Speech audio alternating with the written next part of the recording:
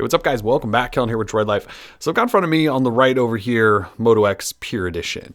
And then if we start over here left to right, this is the Moto X first gen, if you can believe that, Moto X second gen, and then this is the Nexus 6.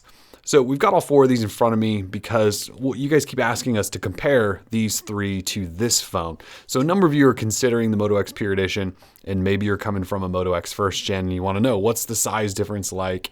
Is it worth the jump? All of that stuff. Same thing with the second gen, and even some of you who are on the Nexus 6 are starting to wonder now that it's a year old if you should maybe switch over and go to Pure Edition. So I thought I'd do kind of a comparison video, talk size, feel in hand, maybe just a reminder of specs, and then sort of let you guys decide where you want to go from there. So first thing, we'll start with the first gen Moto X. So this was the phone that kind of brought Motorola back. If you guys remember, this is what Google had taken over, and this was the phone that the sort of I don't want to call it the Google team that took over Motorola, but a lot of the guys that came from Google over to Motorola put together this phone. And it did a bunch of crazy cool stuff that's still gone forward into the Pure Edition, like Moto Display and Moto Voice. Back then they were called, well, it might have been Moto Voice, but it was called Active Display. And so some of the stuff had changed. Basically, it was stock Android. It got updates insanely fast. And then it had this sort of suite of Motorola products built on top of it that was incredibly useful. You know, we called this our phone of the year. And look, it had a terrible camera in it, and we still called it our phone of the year because the experience here was so cool. And then, of course, there's Moto Maker, right? So you could customize it and make a phone that looked exactly how you wanted it to look. So as a reminder on specs, this guy has a 4.7-inch 720p HD display, and it's AMOLED. And look at this thing in my hand. I forgot how small this phone is. I mean, my hand can just cover it up. Look, I can like overlap my finger on the other side. That's how small this thing is. It feels so great in hand, but it also feels like a tiny little toy. And I don't, you probably can't see this on camera, and I don't actually think there's any power in this thing, but the bezels on the side, look at that. They're so slim.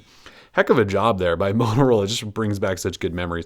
It did have a dual core processor that they'd sort of custom done with their Moto X8 computing system, 2 gig of RAM, that 10 megapixel camera on the front, 2 megapixel, on the back, 2 megapixel on the front, 16 to 32 gig storage, and a tiny 2200 milliamp hour battery. So small phone, small battery, but it was such a great phone just because of the way it felt in hand. So next to the Pure Edition, I mean, it's not even going to come closer. I think this phone could probably fit inside the display of the Pure Edition, and it almost can. It almost can. It overlaps just a bit, but the 5.7-inch Quad HD display there on the Pure Edition is massive. I mean, the whole body of this original Moto X is about that size. So yeah, I mean, it's totally different feel here. If you got a Moto X first gen and you're switching over to the Pure Edition, it's a big jump. You know, I mean, if you like the performance still of this, you should almost, and you want a small phone, you should almost consider the new Moto G. It's a heck of a little phone, and it'll probably give you the same experience as this phone in a similar size body. And it basically has the same specs. Well, they've actually been improved in the new Moto G over this original Moto X. So something to consider. But here, I mean, look, it's night and day difference. It's just a giant phone. When you hold this phone in hand, I mean, next to each other, like, again, I can overlap here. I can barely get my fingers together here. It's just such a difference. So let's see, Moto X second gen. So this is last year's Moto X. This is when they introduced leather. So you can see, guys, I have my aged leather that I've been talking about. 5.2-inch full HD display this time around. So 1080p. Has that Snapdragon 801 processor, 2 gig of RAM, 13 megapixel camera on the back, which not so great.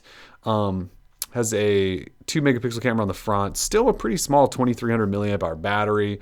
This one was water repellent. It did have a front-facing speaker. This phone did not have stereo speakers, even though you do. It does look like there are two. It was just a single front-facing speaker on the bottom, and then this is just your earpiece for calls and things like that.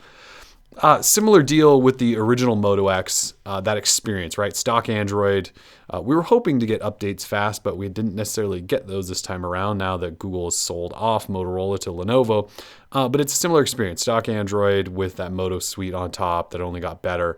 They did make it bigger though. You know, they went a whole ½ inch bigger with the display. And while this phone still feels good in hand, it just isn't that small, compact feeling that you got with the original Moto X. Still a great phone. It actually won our phone of the year again last year, even though the camera was kind of bad and so was battery life. But it's just a package that was tough to beat. So compared to the Moto X Pure Edition, well, again, size is a big thing. So we went 5.2 up to 5.7. Definitely a difference there. Obviously, we have a bigger battery in the new Moto X Pure Edition. We have dual speakers. The camera still doesn't have OIS, but it is a much improved sensor. You still got that sort of same Moto style you've gotten used to. They've just sort of changed up the way this little piece of camera and dimple works. Similar feeling though, buttons in the same spot. On the front, I mean, they look identical on the front, especially these white models. It's just that you have more screen real estate here. So I can't actually fit this inside the display, but you can see there how much bigger the new Pure Edition is. So holding in hand, I mean, it's noticeable. You know, the Moto X 2nd Gen felt good in hand, but it was borderline getting big. And the Pure Edition is, I mean, it's big. There's just no way around it. So if you like big phones, you're willing to give one a try, might be worth a look. So here we go. Nexus 6 is our final one here. So obviously Google's phone, but Motorola made it. It's a Nexus, codenamed Shamu because it is a whale of a phone. I mean, it's huge, folks. It's big. It's basically a big Moto X 2nd Gen, a really big Moto X 2nd Gen, I should say. So as a recap here, you've got that 6-inch AMOLED display. You've got a 2-megapixel camera up front. You have a 13-megapixel camera on the back, and this phone does have optical image stabilization. So that was an improvement there. It's got 2 gig of RAM, I believe. No, 3 gig of RAM, sorry. 32 or 64 gig storage. It's got a Snapdragon 805, so it does have the improved chipset over the Moto X 2nd Gen. Obviously, it's unlocked and works everywhere. Has a big 3200 milliamp hour battery in it. It's an Nexus, and it's huge. So how does it compare to this year's big Moto X? Well, it is actually smaller. So 5.7-inch display versus 6-inch, obviously there's going to be some difference there. Battery is smaller in the Pure Edition as well. It's only 3,000 milliamp hour battery. Camera though, 21 megapixel. No OIS though. 5 megapixel camera up front.